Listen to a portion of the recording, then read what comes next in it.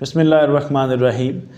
एक इस्तिलाह आप हर वक्त सुनते हैं जिसको हम मार्केटिंग कहते हैं। कहा यह जाता है कि कोई चाहे या ना चाहे वो मार्केटिंग से बच नहीं सकता। आप इंसानी ज़िंदगी में देखते हैं कि हर वक्त मार्केटिंग अपने काम में मशगूल होती है। या तो आप मार्केटिंग कर रहे होते हैं या आप मार्केटिंग का टारगेट होते हैं। सवाल ये पैदा होता है कि इस मार्केटिंग को हम फ़ितरत के ज़रिए कैसे समझ सकते हैं। तो देखिए, ये जो मार्केटिंग है ना, इसका आम मतलब ये होता है तवज्जो हासिल करने का तरीका। इस दुनिया के अंदर हम मौजूद हैं और हम सब लोग ये चाहते हैं कि हमें तवज्जो मिले। अब वो तवज्जो हासिल करने की मुख्तलिफ़ वजूहात हो सकती हैं। उसकी समाजी वजूहात हो सकती हैं, उसकी इक़्तिसादी वजूहात हो सकती हैं, उसकी पेशा वराना वजूहात हो सकती हैं, उसकी कोई भी सियासी वजूहात भी हो सकती हैं।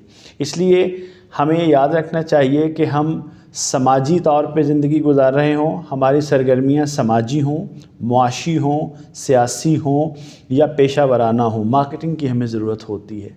अब आप ये देखिए कि हम किसी बाग में जाते हैं, तो जब हम किसी बाग में दाखिल होते हैं तो आप ये देखते हैं कि सबसे पहले सब्ज़ा आपका इस्तकबाल करता है, दरख्त आपका इस्तकबाल करते हैं, फूल आपका इस्तकबाल करते हैं, परिंदे आपका इस्तकबाल करते हैं। तो आपने कभी बाग में जाते हुए गौर किया कि ये सब चीज़ें जो बाग में होती हैं ये कितनी अच्छे से आपकी तवज्जो हासिल कर लेते हैं।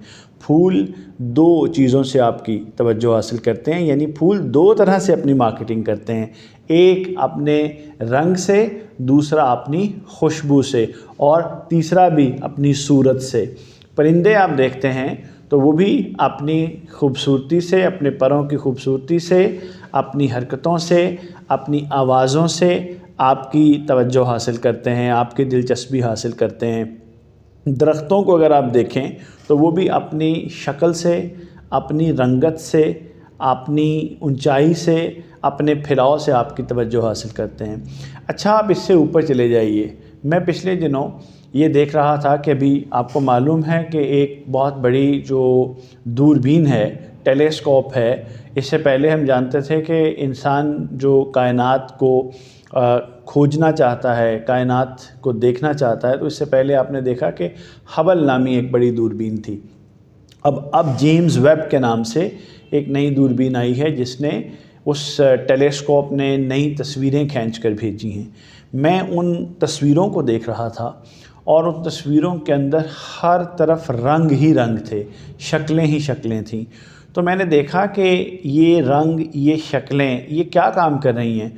तो कायनात के अंदर भी चीज़ें अपने रंगों से, अपनी रोशनी से, अपनी शक्लों से हमारी तवज्जो हासिल कर रहे होते हैं। ये सब कहने का एक मकसद है, वो ये कि मार्केटिंग कायनात जो हमारी फ़ितरत है उसका लाज़मी जुज़्व है, उसका लाज़मी हिस्सा है। आप सब लोग चार्ल्स डार्विन से वाकिफ़ होंगे। चार्ल्स डार्विन एवोल्यूशनिस्ट था, एवोल्यूशनरी बायोलॉजिस्ट था, जिसने नज़रिया इर्तिक़ा पेश किया। अपनी मशहूर ज़माना किताब ओरिजिन ऑफ स्पीशीज़ के अंदर उसने हमें ये बताया है कि ये जो पौधों के, फूलों के, परिंदों के खूबसूरत रंग, शक्लें होती हैं, उनकी बू और खुशबू होती है, ये आपके लिए थोड़ी होती है। ये तो इसलिए होती है कि वो अपनी अफज़ाइश नस्ल कर सकें। फूल इसी रंग, खुशबू से जो हशरात हैं उनकी तवज्जो अपनी तरफ मबजूल करवाते हैं। आप जानते हैं कि नबातात अपनी जगह नहीं छोड़ सकते, लेकिन वो अपने बीज दूसरी जगह पर भेजते हैं। और वो अपने बीज किसके ज़रिए भेजते हैं? कैरियर्स के ज़रिए भेजते हैं। और वो जो कैरियर्स हैं वो परिंदे भी होते हैं, वो हशरात भी होते हैं, वो जानवर भी होते हैं। तो कहने का मकसद ये है अज़ीज़ान मन कि हमारी जो कायनात है, हमारी ये जो दुनिया है, इसमें हर सू मार्केटिंग है। तो मार्केटिंग को समझे बगैर ये ज़िंदगी नहीं गुजारी जा सकती। बहुत शुक्रिया।